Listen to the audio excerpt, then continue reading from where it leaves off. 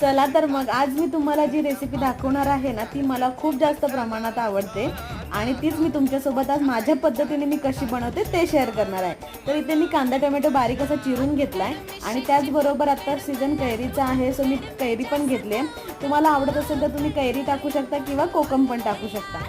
तर इथे मी फोडणीमध्ये तेल गरम करून घेतलं. तेल छान गरम झाल्यानंतर कांदा टोमॅटो टाकून छान असा परतून घेतला.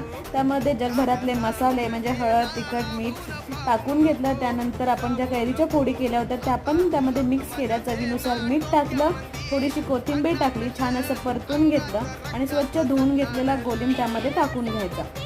त्यामध्ये पाणी न टाकता छान असं वाफेवरती 5 ते 10 मिनिटासाठी छान असं शिजवून घ्यायचं आणि त्यानंतर छान अशी कोलमची भाजी तयार झाली.